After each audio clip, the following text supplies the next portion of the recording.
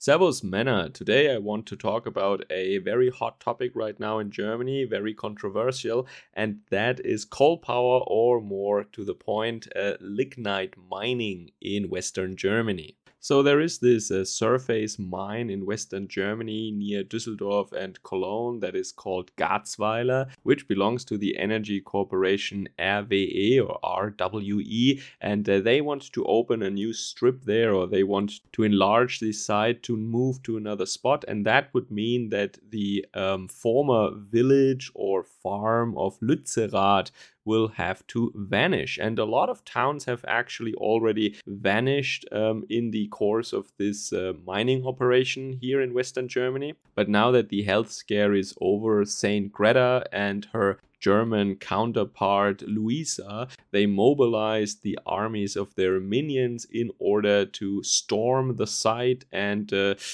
barricade themselves in there, to confront law enforcement officers who try to clear the area now, and it became a conflict site over the weekend actually. In today's presentation, I want to give you the key facts about what happened there now, and then after that I want to give you some background information about why coal all of a sudden becomes so controversial in Germany and so important. And if you're interested, in the end of the video, I will tell you what I think about all that. But before we start, I want to thank my subscribers and my supporters. If you find the information in this presentation useful, share it with friends and family, like and leave a comment below. If you want to, you can support me also via Patreon or Subscribestar. Alright, let's get into it. As I already mentioned, there is this lignite surface mine called Garzweiler in Western Germany, and now the dark black pit in the ground demands for another victim in the form of Lützerath. Of course, nobody lives there anymore. The land belongs to the company RWE.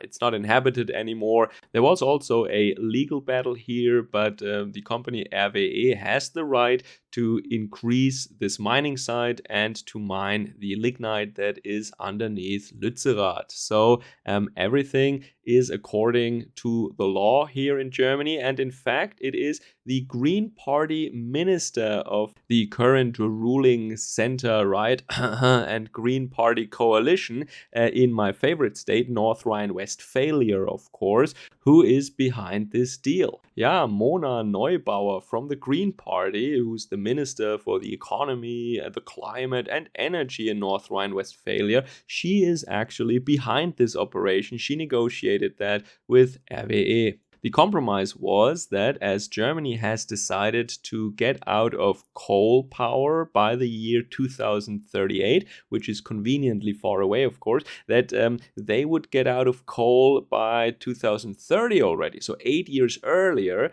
But in return, RWE can keep on mining lignite there right now. So the Green Party tried to sell this as, look guys, we will stop coal 8 years earlier. That's a win for the climate. But the Green Party is not the only faction in this battle for the so-called 1.5 degree goal that our self-declared world government has formulated. Now see, the Green Party, they're, from way back when. The new protectors of Mother Nature are Saint Greta and Luisa from Germany. Evil right-wing people would of course say now that these girls are just the spokespeople of the global elites that are actually behind everything that happens, from the increased migration streams from south to north that we're seeing now, and also the energy crisis that we're having, including, of course, coal mining. So the people who control it all have now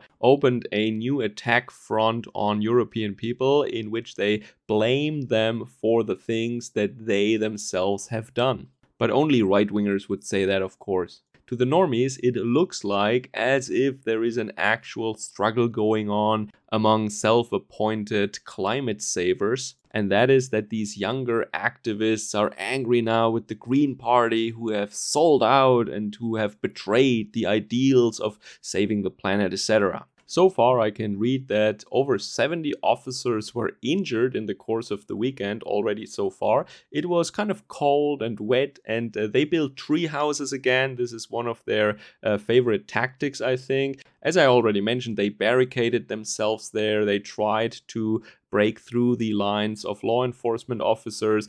And there seems to be a young, charming couple that is barricaded in an underground shaft. Now, I guess they used chains and concrete and glue once again to fix themselves to certain objects and the ground. But then as it became colder and wetter, they demanded to be rescued by officers. There were also very extreme quote unquote activists. They're literally called activists by our media, but they attacked officers rather viciously using very dangerous objects. I'm just gonna say that much. Of course, they were throwing stones, but additionally, they used flammable liquids in order to burn people alive. And this is a nice litmus test for our media once again, because a couple of weeks ago, throwing things as officers, firefighters, and medics was the worst thing imaginable until they found out that it was just a bunch of foreigners mainly. And now all of a sudden throwing things at officers is okay again because it's kind of for the environment. So this is another instance, a very great opportunity to observe that the entire state, including our broadcasting, is really looking at why someone does something or who does something, but not so much what they're actually doing. That never seems to be relevant whatsoever. So all these US-funded so-called climate groups, recently they have been declared as definitely not criminal and not extremist whatsoever. No, they're just peaceful activists. Well, that didn't look like peaceful activism to me, but that verdict will not change, of course. All right, so why is coal right now so important in Germany? Coal has been mined in Germany for ages.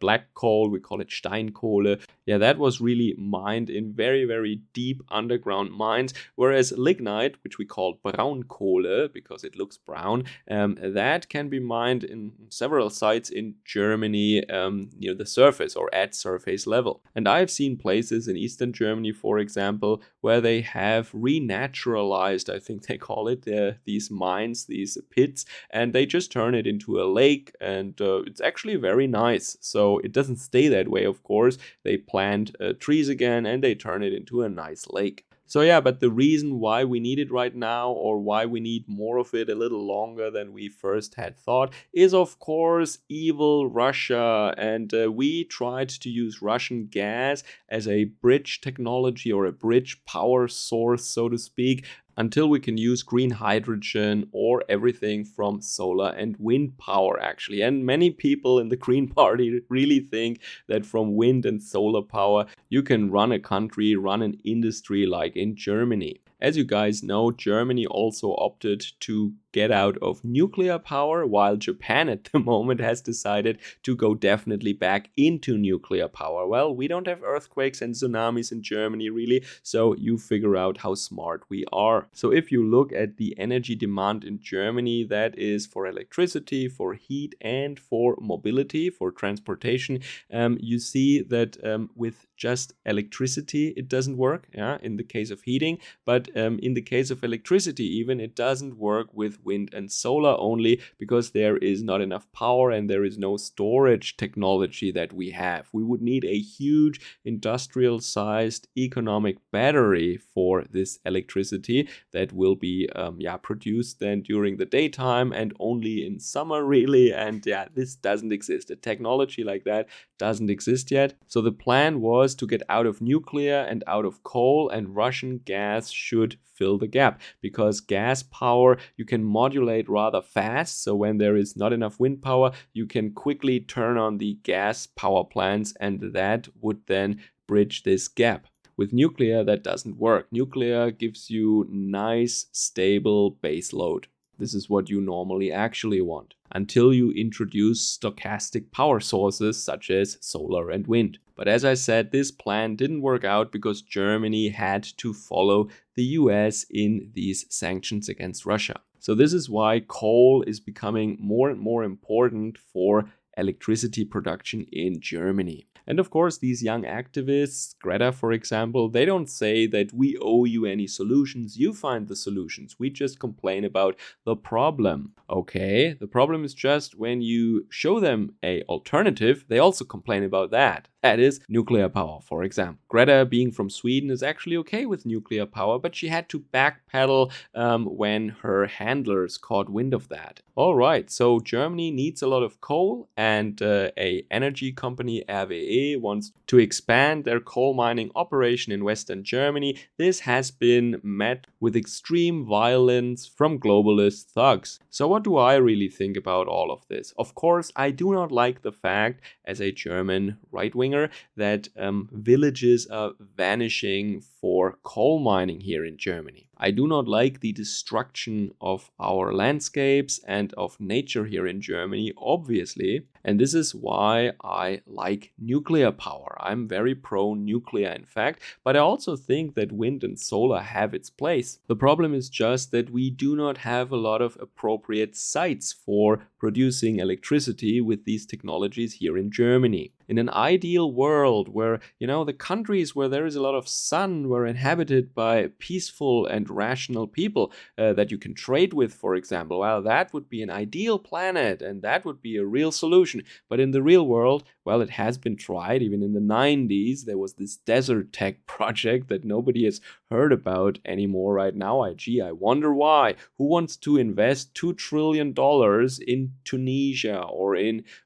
Algeria? Well, go ahead. So of course I do not like this, and there are people online who document what was lost when all these villages that you see on the map here have already disappeared for this coal mining pit. But Germany had to stop development of nuclear power ages ago, where other countries now have developed leading technology. Germany is hopelessly fallen behind, and also we decided to not even create electricity with nuclear power anymore. Our last 3 plants, I think, will definitely run out in April. So I think personally Germany should have stuck with nuclear power, and also we should never have followed the USA with these sanctions. But now people will have to face this reality that if you don't have any power source, any electricity source, well, you have no power, you have no electricity. And wind and solar does not do the job, and people will find that out right now. So in that sense, I'm really curious about the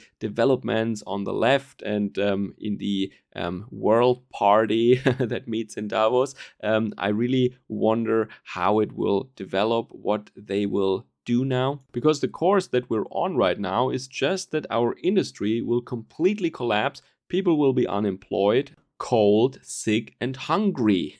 That is how it will be very, very soon. But all the solutions that you present, as I have said already, there is always a reason why we can't do that. Maybe it's Putin, maybe it's the climate, or maybe it's some sort of security concern. Well, there you go. That means we, and by that I mean Western Europe, we will go back technologically to the Middle Ages. I just think that socially it will be much worse than the Middle Ages, of course.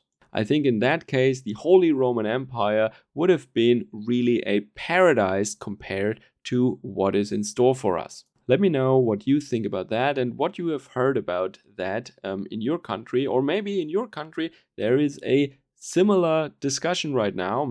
I know that Poland is doing a lot of coal mining, for example, and there is also some discussion about that there, I've heard. Enjoy the rest of your day. Servus, Kameraden.